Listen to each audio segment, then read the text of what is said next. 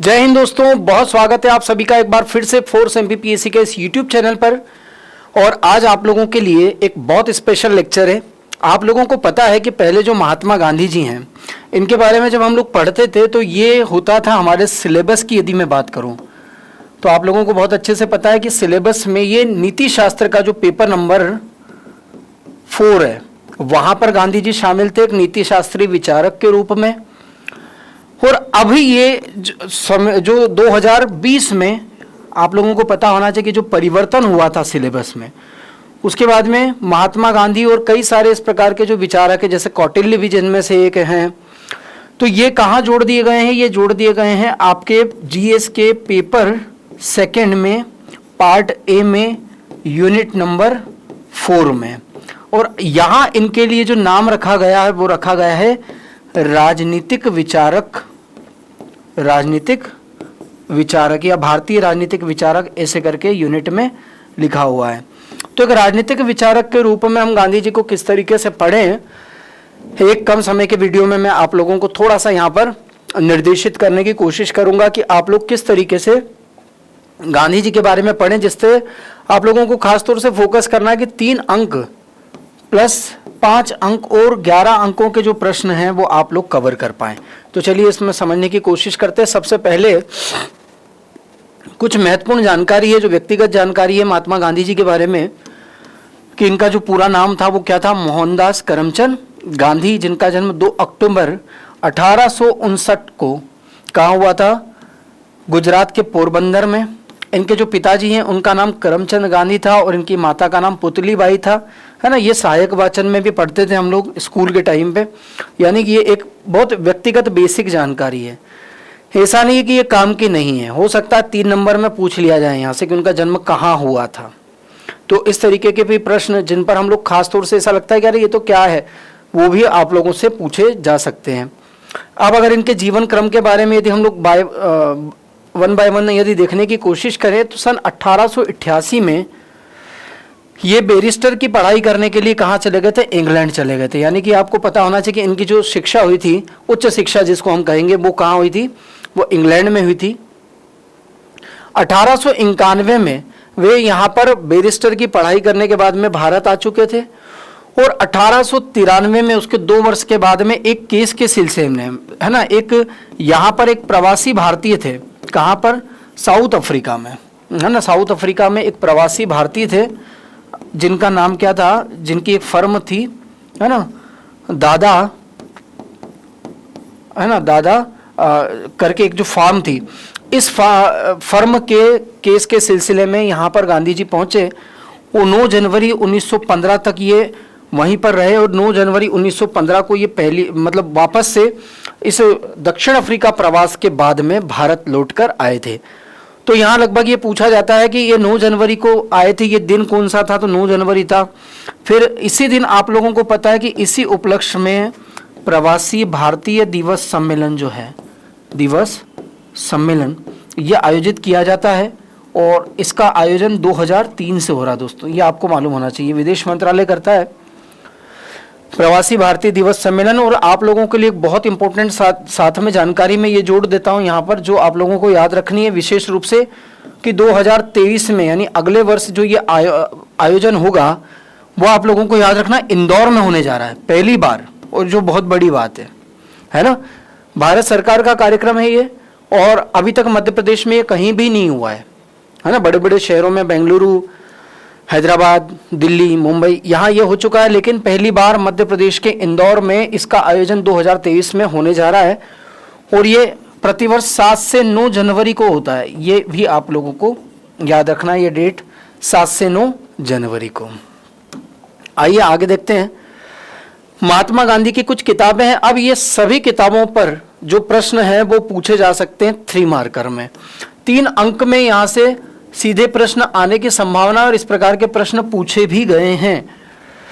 यदि आप मेरे से पूछेंगे, मैंने देखिए यहाँ पर इनके बारे में डिटेल नहीं दी आपको जानबूझ करके, मैं सिर्फ ये बताने की कोशिश कर रहा हूँ इस लेक्चर में कि आप क्या पढ़ के जाएं इन रचनाओं के बारे में।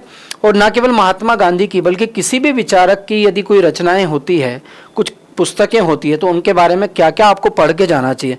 यदि कोई भी पुस्तक है, मान लीजिए तो आप लोगों को ध्यान देना है कि उसमें आप क्या क्या पढ़ें। सबसे पहले आप लोगों को बताने की कोशिश करना चाहिए उसका परिचय, कि ये उस बुक का जो है वो शाब्दिक अर्थ क्या है, अगर इस प्रकार की कोई चीज़ है तो। फिर उसके लेखक का नाम, और यहाँ तो क्लियर है कि सभी पुस्तकों के लेखक महात्मा गांधी हैं। फिर हमें उसकी विषय वस्तु पता होना चाहिए, विषय वस्तु या कंटेंट क्या है, मतलब किस विषय पर वो बुक लिखी गई है। जैसे मैं अगर आप लोगों को बताऊं, नाम से लग रहा है कि सत्य के साथ में मेरे जो प्रयोग हैं, इस प्रकार ये जो बुक थी ये 1927 में गांधी जी ने की प्रकाशित हुई थी, लेकिन ये उन्होंने जो सत्याग्रह है उसके ऊपर इन्होंने ये बुक लिखी थी। हिंद स्वराज है ना, ये हिंदी में है और 1919 में ये प्रकाशित हुई थी। यानी यहाँ नाम से लग रहा स्वराज की बात है, देश की स्वतंत्रता के लिए संबंध में अपने विचार रखे थे। सत्याग्रह अंग्रेजी में आया था जो दक्षिण अफ्रीका में था, और मेरे सपनों का भारत प्लस ग्राम स्वराज। तो इनके शीर्षक से ही आपको उसका कंटेंट पता लगता है कि किस विषय पर लिखी गई है, क्या विषय वस्तु इसमें कवर अप की गई है। इसके बाद में यदि हम लोग बात करें तो किसी भी पुस्तक की भाषा, ये भी आप लोगों को ध्यान देना होता है। जैसे यहाँ देख रहे हैं आपकी कोई हिंदी में है, कोई महात्मा गांधी ने गुजराती में भी रचनाएं की है, तो यहाँ आपको भाषा पे ध्यान देना है। साथ ही साथ आपको ध्यान देने की कोशिश करना है कि वो जो पुस्तक है ना, उस पुस्तक के कारण यदि किसी को कोई पुरस्कार मिल जाए, क्योंकि कई सारे ऐसे भी रचनाकार हैं जिनकी पुस्तक को राष्ट्रीय या अंतर्राष्ट्रीय स्तर पर, जैसे आप रविन्द्रनाथ टैगोर को पढ़ेंगे, एथिक्स में पढ़ेंगे, लेकिन उनको आप देखेंगे कि गीतांजलि जो है उसके लिए नोबेल प्राइज भी उनको मिल चुका है। तो ये सब चीज़ें आप लोगों को बहुत अच्छे से पता होना चाहिए। यानी कि ये जो मैंने 1 2 3 4 5 ये 4-5 जो बातें हैं, आप किसी भी रचनाकार की पुस्तक पर, किसी भी विचारक की पुस्तक पर उसको फिट करेंगे तो आप 3 नंबर का नहीं, अगर 5 नंबर का पूछा गया तो भी आसानी से लिख सकते हैं। और ये जो चीज़ें होती है ना दोस्तों, यही मेंस में आप लोगों को दूसरों से आगे लेके जाती है कि आप सिर्फ ये पढ़ के जाते हो। इनको मैं कहता हूं कि ये ऐसे कीवर्ड्स होते हैं जिनसे अंदर की कहानी आपको एग्जामिनेशन हॉल में खुद याद आती है। यदि आप खूब बड़े बड़े मोटे मोटे पैराग्राफ पढ़ने के आदी हैं तो अभी से मैं आप लोगों को सजेस्ट करूंगा कि अपनी उस आदत को चेंज करिए और पॉइंट फॉर्म में ऐसे पढ़िए, क्योंकि अधिकतम जो शब्द सीमा है वो 200 शब्द हैं दोस्तों, और आपको उसके लिए बहुत ज़्यादा डिटेल में पढ़ने की कोई ज़रूरत नहीं होती है। जितना पढ़ें उतना बहुत सटीक पढ़ें, और जितना भी आप लोग पढ़ें उतना फोकस्ड रहें टॉपिक के ऊपर, प्लस पिछले वर्षों के प्रश्न पत्र के आधार पर आप अपनी रणनीति बनाते हुए पढ़ें। आगे बढ़ते हैं। कुछ समाचार पत्र पत्रिकाएं भी गांधी जी ने प्रकाशित की थी, इनके बारे में भी प्रश्न आते हैं। जैसे इंडियन ओपिनियन है ना, नाम से लग रहा है अंग्रेजी में था। सेम पॉइंट यहाँ पर भी आएंगे जो अभी बताया। यंग इंडिया, हरिजन, नवजीवन। अब ये हरिजन जो है आप लोगों को पता होना चाहिए कि 1932 में है ना, जब कम्युनल अवार्ड की घोषणा हुई थी, या सांप्रदायिक निर्णय जो लिया गया था रेमजे मैकडोनल्ड के द्वारा, आप लोग ये बहुत अच्छे से जानते हैं, सांप्रदायिक अधिनिर्णय जिसको कहा जाता है, अधिनिर्णय यानी कि घोषणा, अधिनिर्णय, ये जब लिया गया तो इसको अंबेडकर जी ने स्वीकार कर लिया था, है ना, इसका समर्थन किया था। लेकिन गांधी जी को जब ये बात पता लगती है तो वो इस समय पर पुणे की यरवड़ा जेल में बंद थे, क्योंकि समय ये था सविनय अवज्ञा आंदोलन के बाद में उनको गिरफ्तार करके यरवड़ा जेल में रखा गया, और वहां पर उन्होंने आमरण अनशन शुरू कर दिया। इस अनशन को समाप्त कराने के लिए मदन मोहन मालवीय की मध्यस्थता से गांधी जी और अंबेडकर जी के बीच में एक समझौता हुआ, जिसको हम लोग पूना पैक्ट के नाम से जानते हैं। किस नाम से जानते हैं? पूना पैक्ट या पूना समझौता के नाम से दोस्तों इसको हम जानते हैं। और इसी के आधार पर क्या हुआ था कि 1932 में गांधी जी ने ये आश्वासन दिया कि वो भविष्य में हरिजन उत्थान के लिए या दलितों के उत्थान के लिए भी कार्य करेंगे। अपनी नीति का उसको उन्होंने इसके बाद में मुख्य बिंदु बना लिया, और इसी के साथ उन्होंने हरिजन नामक पत्रिका निकालना लगातार शुरू कर दिया। तो ये इस तरीके की जो बैकग्राउंड स्टोरी है किसी भी रचना के पीछे, यदि वो आप लोगों को थोड़ा सा पता होगा, मैं फिर दोहरा दूं कि मैं आपको पढ़ा नहीं रहा हूं, पढ़ना कैसे ये बता रहा हूं इस लेक्चर में, ठीक है। तो यहाँ इस तरीके से आप लोगों को बैकग्राउंड स्टोरी को भी थोड़ा ध्यान देना चाहिए। ऐसे देखिए कुछ प्रमुख संस्थाएं जो हैं गांधी जी के द्वारा स्थापित, कुछ प्रमुख जो संस्थाएं, फिनिक्स पार्क जो है वो आपको पता होना चाहिए डरबन के पास स्थापित किया था गांधी जी ने। बाकायदा इसके लिए समाचार पत्रों में विज्ञापन निकाला था, और एक यहाँ पर एक तरीके से एक सामुदायिक जीवन जीने के लिए लोगों को प्रेरित करने के लिए, क्योंकि जो पीड़ित थे अंग्रेजों से कहना चाहिए, जो साउथ अफ्रीका में जो भारतीय थे और जो पीड़ित थे, जो अश्वेत थे, है ना, उनके उत्थान के लिए ये आश्रम उन्होंने स्थापित किया। दूसरा टॉल्स्टॉय फर्म है। टॉल्स्टॉय कौन थे? रूस के एक विचारक थे जिनसे गांधी जी काफ़ी हद तक प्रेरित थे, और उन्हीं के विचारों को क्रियान्वित करने के लिए या उनको ही इम्प्लीमेंट करने के लिए, समाज के उत्थान के लिए गांधी जी ने जोहान्सबर्ग जो है, जोहान्सबर्ग के पास में ये स्थापित किया था, और यहाँ पर एक भूमि दान दी गई थी एक दाता के द्वारा, जो इनका मित्र भी था, है ना, वो भी आप लोगों को मालूम होना चाहिए। गांधी जी जानते थे कि अराजकतावाद का आदर्श उपलब्ध होना आसान नहीं है। उनके द्वारा राम राज्य की अवधारणा दी गई थी। तो देखिए, राम राज्य क्या है? एक प्रकार की आदर्श राज्य की अवधारणा है ना। राम राज्य असल में कुछ नहीं होता। राम राज्य होता है एक आइडल टाइप, सबसे बेहतरीन स्वरूप किसका? सुशासन का, गुड गवर्नेंस का, जिसमें प्रजा हो या राजा हो, सब सुखी होंगे, सब व्यवस्थाएं सुदृढ़ होंगी, और किसी भी प्रकार का कोई अराजकतावाद नहीं होगा। उसी को कहा जाता है राम राज्य। तो ये अवधारणा भी 3 नंबर में आपसे से पूछी जा सकती है।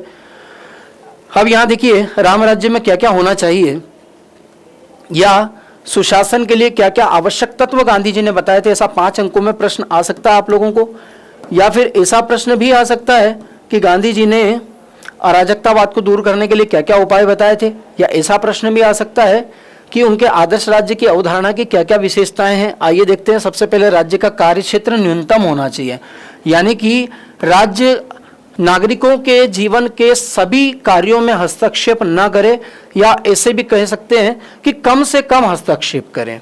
यहाँ लिखा हुआ अर्थात सरकार वही जो कम से कम शासन करे। अगर आप लोगों को याद हो तो मोदी जी की जो सरकार है, इसका भी यही था, है ना, यानी मिनिमम गवर्नमेंट मैक्सिमम गवर्नेंस। वही बात यहाँ से उन्होंने भी ग्रहण की है। और अधिक से अधिक स्वतंत्रता प्रदान करे, यानी कि यहाँ पर व्यक्तिगत स्वतंत्रता और व्यक्तिगत अधिकारों के पक्षधर गांधी जी दिखाई देते इन विचारों से। शक्ति का विकेंद्रीकरण, विकेंद्रीकरण का मतलब होता है कि एक व्यक्ति से शक्ति को कई व्यक्तियों में बांट दिया जाए, और अगर विकेंद्रीकरण नहीं होगा, केंद्रीकरण यदि रहा, तो भ्रष्टाचार की संभावना बढ़ती है, जैसे कि पंचायती राज, है ना। और इसी को ग्राम स्वराज्य भी उन्होंने कहा था। क्या कहा था? ग्राम स्वराज्य, यानी कि गांव के जो लोग हैं वही अपनी समस्याओं का भली भांति निराकरण कर सकते हैं, और उन्हीं को अपने लिए स्वयं शासन की बागडोर संभालने का या शासन के कार्यों को, शक्तियों को अपने हाथ में लेने का अधिकार होना चाहिए। ये बात गांधी जी के विचारों से दिखती है। दल विहीन लोकतंत्र की व्यवस्था, देखिए गांधी जी ने यह कल्पना की थी कि एक आदर्श जो राज्य होगा वो दल विहीन होना चाहिए, यानी जहां राजनीतिक दलों की कोई जरूरत नहीं होती, क्योंकि राजनीतिक दल जब भी होते हैं, आज के दौर में आप देख सकते हो कि किस स्तर तक पहुंच गई है राजनीतिक दलों का आपसी जो मतभेद है वो अब सीमाओं को लांघ चुका है, या ये कहना चाहिए कि बहुत स्तरहीन हो गया है। इसी बात के अंदेशे को देखते हुए गांधी जी ने अपने समय में क्या कहा था कि दल विहीन लोकतंत्र होना चाहिए।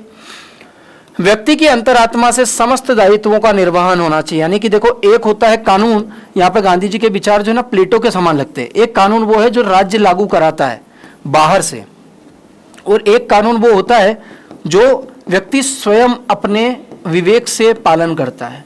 उदाहरण के लिए, सड़क पर इनका ये कहना है, इस तरीके से भी आप इसको समझ सकते हैं कि सड़क पर, चौराहे पर बत्ती लगाने की, ट्रैफिक पुलिस खड़ी करने की कोई ज़रूरत नहीं है। सब अपने विवेक से जो है वो क्या करेंगे, नियम का पालन कर लेंगे, और अपने दायित्वों को भी समझेंगे, और उसका निर्वहन करते हुए सब अपनी अपनी बारी बारी से चले जाएंगे, है ना। जबकि राज्य क्या करता है कि वहाँ पर पुलिस खड़ी करता है, बत्ती लगा देता है और दंडित करता है फिर नियम तोड़ने वाले को।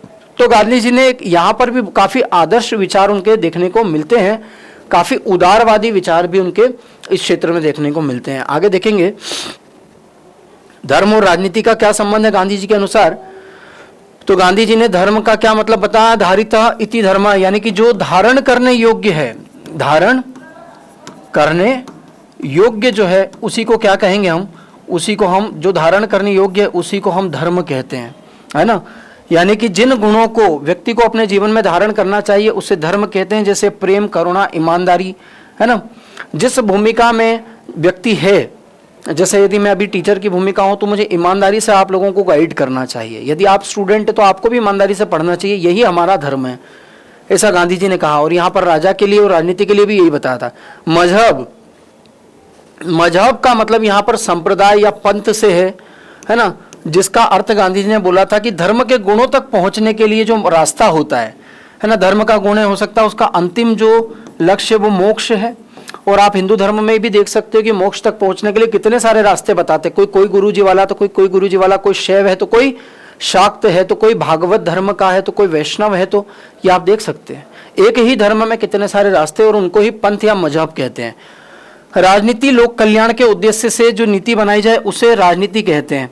राजनीति को कैसे परिभाषित किया गांधी जी ने, आपको 3 मार्क्स में यदि पूछ लिया जाए तो गांधी जी ने क्या कहा है कि जो लोक कल्याण के उद्देश्य से जो नीति निर्मित की जाती है उसे ही हम क्या कहते हैं, राजनीति कहते हैं। धर्म व राजनीति दोनों ही लोक कल्याण की ओर अग्रसर करते हैं। धर्म से तात्पर्य धरती इति धर्म से, यानी कि इसके अनुसार जिन गुणों को धारण किया जाना चाहिए वो गुण धर्म कहलाते हैं। जबकि इसके आगे अगर इसमें राजनीति को भी जोड़ा जाए तो राजनीति से तात्पर्य लोक कल्याण के लिए बनाई गई नीति से होता है, अर्थात राजनीति व नैतिक उत्तरदायित्व है। देखिए, राजनीति नैतिक उत्तरदायित्व कहा है गांधी जी ने। ध्यान देने वाली बात है कि यदि नैतिक उत्तरदायित्व वाली बात ये क्या है कि मुझे यदि मान लीजिए कि जनता ने चुनकर भेजा है तो मैं पूरी तरीके से नैतिकता के नाते उनके प्रति जिम्मेदार हूँ। फिर मेरी व्यक्तिगत जीवन नहीं बचता है, फिर मेरा जीवन जो है वो सामूहिकता के लिए या समूह के लिए या कहना चाहिए कि जन कल्याण के लिए समर्पित हो जाना चाहिए। यही नैतिक उत्तरदायित्व है कि वे अपने से मुक्त होकर, यही बात मैंने भी लिखी है, केवल कर्तव्य पालन के उद्देश्य से प्रशासन को चलाएं, वो समाज को अधिकाधिक लाभ प्रदान करें। इस प्रकार धर्म तथा राजनीति दोनों का अंतिम उद्देश्य व्यक्ति तथा समाज के स्तर को बढ़ाना है, अर्थात राजनीति और धर्म एक दूसरे के पूरक है, यानी एक दूसरे के साथ में चलते हैं। यहाँ गांधी जी की जो विचारधारा है वो भारतीय इतिहास से भी प्रेरित है। देखिए, इतिहास में यदि आप उठा के देख लेंगे तो धर्म और राजनीति का जो संबंध है वो काफ़ी हद तक रहा है, काफ़ी हद तक जुड़ा हो रहा है। तो यहाँ इन कुछ तथ्यों के माध्यम से, कुछ कॉन्सेप्ट्स के माध्यम से मैंने एक विचारधारा आपको गांधी जी की समझाने की कोशिश की है, और साथ ही संभावित प्रश्न कैसे कैसे यहाँ से आ सकते 3 मार्कर में, 5 मार्कर में। ये राजनीति और धर्म से संबंधित जो विचार हैं ये 11 मार्कर में भी पूछे जा सकते हैं। तो चूंकि यहाँ पर मैं YouTube पर आप लोगों को कम समय का वीडियो प्रोवाइड करता हूँ, लेकिन उसकी क्वालिटी, कोशिश ये होती है कि आप लोगों को बहुत ज़्यादा महत्वपूर्ण हो आप लोगों के लिए और आप लोगों की मदद कर सके। तो जो लोग भी इस बार या अगली बार मुख्य परीक्षा देंगे, जरूर आप लोग इस वीडियो में बताए गए निर्देशों को फॉलो करें, आपको काफ़ी मदद मिलेगी। दोस्तों, जय हिंद।